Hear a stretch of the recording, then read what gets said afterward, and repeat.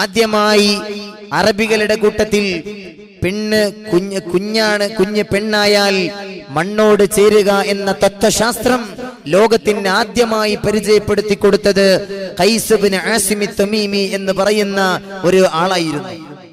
ആദ്യമായി അയാളാണ് ജീവനോടെ കുഞ്ഞിനെ കുടിച്ചു മൂടിയതെന്നാണ്. അന്ന അവ്വല മൻ വഅദൽ ബനാതി ഖൈസ് ഇബ്നു ആസിം തമീമി വകാന ബഅദു അഅദാഇഹി ഖദ് ഗാറ അലൈഹി ഫഅസിറ ബിൻതഹു ഫത്തഖദഹാ ലിനഫ്സിഹി.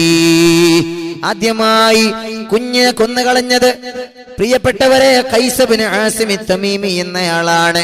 അതിനെ കാരണമായി മഹാന്മാര് പറയുന്നത് വകാന ബഅദു അഅദാഇ, അദ്ദേഹത്തിന്റെ ശത്രുക്കളിൽ ഒരാൾ ഖദ് അഗാറ അലൈഹി, അയാളെ ആക്രമണം നടത്തുകയാണ്. ഖൈസ് ഇബ്നു ആസിം തമീമിയെ ഫഅസിറ ബിൻതഹു, അയാളുടെ മകളെ അറസ്റ്റ് ചെയ്യുകയാണ്.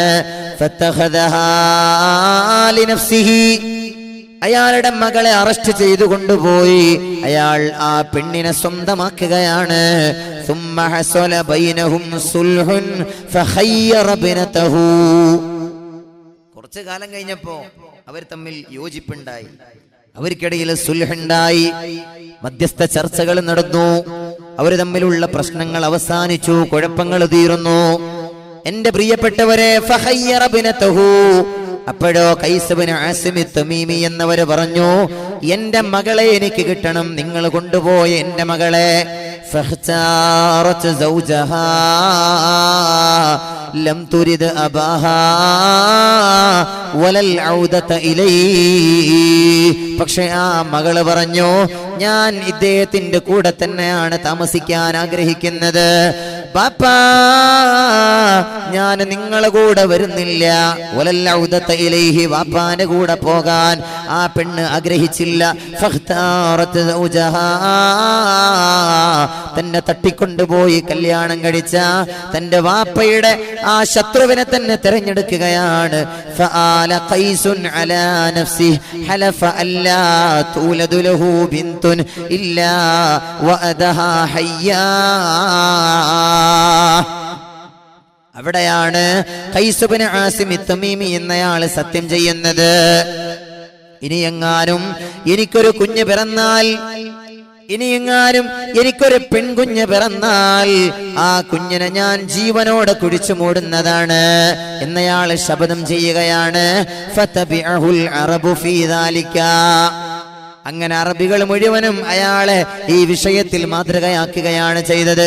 ജീവനോടെ പെൺകുഞ്ഞായാൽ ജീവനോടെ കുടിച്ചു മൂടുക എന്ന തത്വശാസ്ത്രം ലോക ചരിത്രത്തിൽ ആദ്യമായി പരിചയപ്പെടുത്തി കൊടുത്തത് 6-ാം നൂറ്റാണ്ടിലെ കാട്ടറബികളാണ്.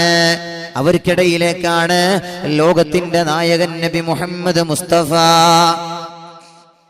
സല്ലല്ലാഹു അലൈഹി വസല്ലമ തങ്ങളെ കടന്നു വന്നത്.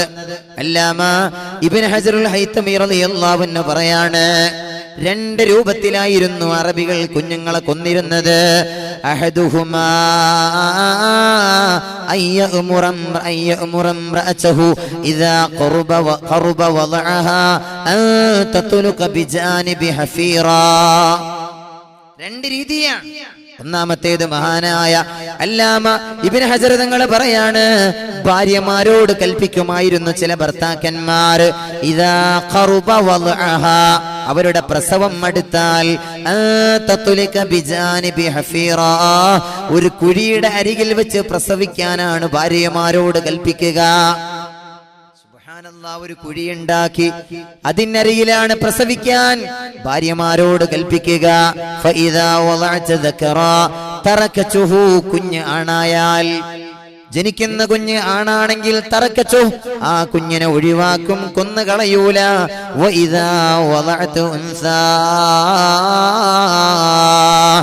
നാലോ നേരെ തിരിച്ചു കുഞ്ഞ് പെണ്ണായാൽ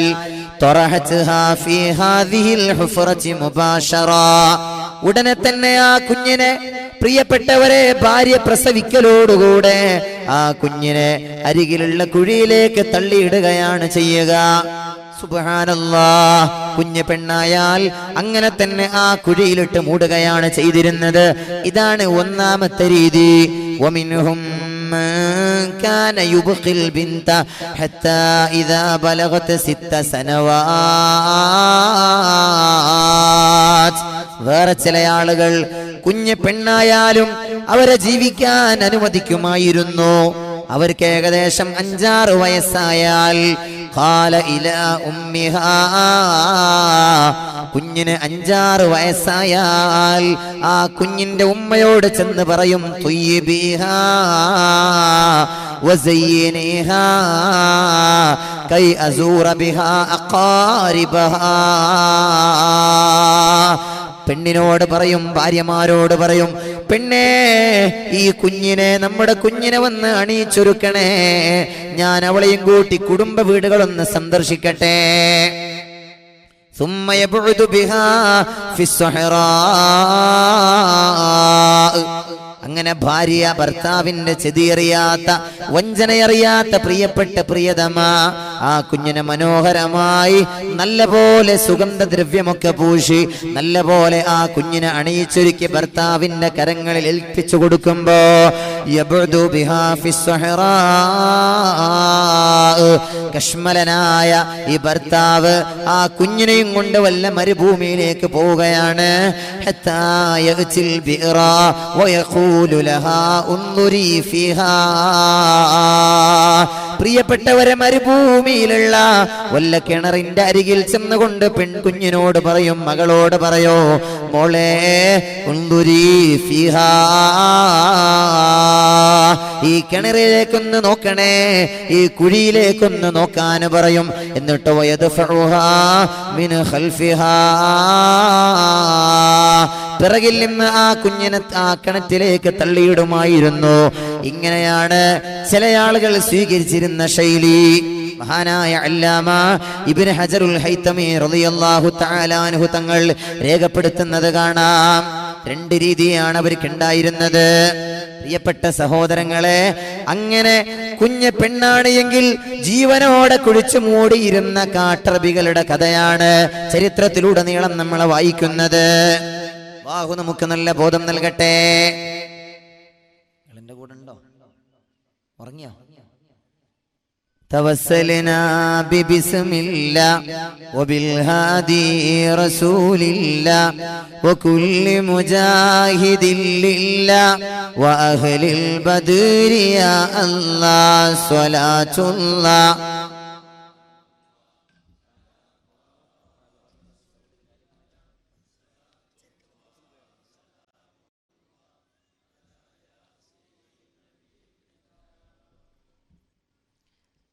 ഹബീബുന മുഹമ്മദ് മുസ്തഫ സല്ലല്ലാഹു അലൈഹി വസല്ലമ തങ്ങൾ ലോകത്തേക്ക് കടന്നു വരുന്നത് അപ്പോഴാണ്. നീചമായ നികൃഷ്ടമായ രീതിയിൽ കുഞ്ഞിനെ പെണ്ണാടയാൽ ജീവനോടെ കുടിച്ചുമൂടിയിരുന്ന ജനതയിലേക്ക് വന്നുകൊണ്ടാണ്. പെണ്ണ് കുടിച്ചുമൂടപ്പെടേണ്ടവളല്ല, അവള് ലോകത്ത് ഔന്നിത്യത്തിന്റെ പടവുകൾ കയറേണ്ടവളാ. അവൾക്കുന്നതമായ സ്ഥാനങ്ങൾ നൽകപ്പെടേണ്ടതുണ്ട് എന്ന് ലോക ചരിത്രത്തിലാദ്യമായി ശബ്ദിച്ചത് ലോകത്തിന്റെ നായകൻ നബി മുഹമ്മദ് മുസ്തഫ. മുസ്ലിം വനിതമാര് കേൾക്കണേ, നിങ്ങൾക്കിന്ന് ആവേശത്തോടെ നിങ്ങൾ ഉദ്ദേശിക്കുന്നത് പോലെ പോകാനും വരാനും ജീവിക്കാനും ഒക്കെ നിങ്ങൾക്ക് അവകാശം ലഭിച്ചത് അള്ളാഹുവിന്റെ പരിശുദ്ധ പ്രവാചക പ്രഭു നബി മുഹമ്മദ് മുസ്തഫ സല്ലല്ലാഹു അലൈഹി വസല്ലമ തങ്ങളുടെ ഇടപെടലുകളിലൂടെയാണ്. ആലോചിച്ചു നോക്ക്, നിങ്ങൾ ജീവനോടെ കുഴിച്ചു മൂടപ്പെട്ട പെൺകുഞ്ഞിനെ ആ കുഴിമാടത്തിൽ നിന്ന് പിടിച്ചുയർത്താൻ ലോക ചരിത്രത്തിൽ ആദ്യമായി വന്നത് നബിയുനാ റസൂലുള്ളാഹി സല്ലല്ലാഹു അലൈഹി വസല്ലമ തങ്ങളാണ്. ഇസ്ലാമിന്റെ പ്രവാചകനെ കടന്നു വന്നു. എന്നിട്ട് ആ ജനതയോട് പറഞ്ഞു, ലാ തുക്രിഹുൽ ബനാത്, ആളുകളെ നിങ്ങൾ ഒരിക്കലും പെൺകുഞ്ഞുങ്ങളെ വെറുക്കരുത്. ഫഇന്നഹുന്നൽ മുഅ്നിസാതുൽ ഗാലിയാത്, പെൺകുഞ്ഞുങ്ങളെ നിങ്ങൾ വെറുക്കരുത്. ഫഇന്നഹുന്നൽ മുഅ്നിസാത്, അവർ സമയം പോക്കാക്കുന്നവരാണ്, അവർ ടൈം പാസ് ആക്കാൻ നമുക്ക് നല്ല കഴിവുള്ളവരാണ്, അവരതിനെ പറ്റിയവരാണ്. എന്ന് പറഞ്ഞാൽ നമുക്ക് മനസ്സിന് സന്തോഷം നൽകുന്നവരാണ്, ആനന്ദം നൽകുന്നവരാണ്. അൽ-ഗാലിയാത്ത്, അതുപോലെ വളരെ വിലപിടിപ്പുള്ളവരുമാണവർ. ആരായത് ലോകത്താദ്യമായി പറഞ്ഞത്? ഇസ്ലാമിന്റെ പ്രവാചകൻ നബി മുഹമ്മദ് മുസ്തഫ സല്ലല്ലാഹു അലൈഹി വസല്ലമ തങ്ങളാണ്. ഹബീബായ നബി തങ്ങൾ വന്നിട്ട് പറയാണ്, ഇസ്ലാം, എന്റെ പ്രിയപ്പെട്ട സഹോദരങ്ങളെ, ഒരു പെണ്ണിന് എത്ര വലിയ സംരക്ഷണമാണ് ഇസ്ലാം നൽകുന്നത്. ആലോചിച്ച് നോക്കണം നമ്മൾ. ഇന്നിപ്പോ സ്ത്രീ സംരക്ഷണവാദികളായി നമ്മുടെ നാടുകളിൽ പല ആളുകളുമുണ്ട്. ഒട്ടനവധി മഹിളാ സംഘടനകളുണ്ട്. സ്ത്രീകൾക്ക് സംരക്ഷണം നൽകാൻ എന്ന പേരിൽ നമ്മുടെ നാടുകളിൽ പ്രവർത്തിക്കുന്ന സംഘടനകളൊക്കെ നമ്മൾ അറിയണം. ഇവരൊക്കെ സ്ത്രീ സംരക്ഷണം എന്നൊക്കെ പറഞ്ഞ് നാട്ടിലുടനീളം ഉറഞ്ഞു തുള്ളുമ്പോഴും നമ്മുടെ നാടിന്റെ പരിസരങ്ങളിൽ 10,000-കണക്കിന് പെൺകുട്ടികൾ ക്രൂരമായ പീഡനത്തിന് വിധേയരാകുന്ന കാഴ്ചയാണ് നമ്മൾ ഇവിടെ കാണുന്നത്. ഇസ്ലാം പെണ്ണിന് നൽകുന്ന സംരക്ഷണം വളരെ പ്രധാനപ്പെട്ടതാണ്.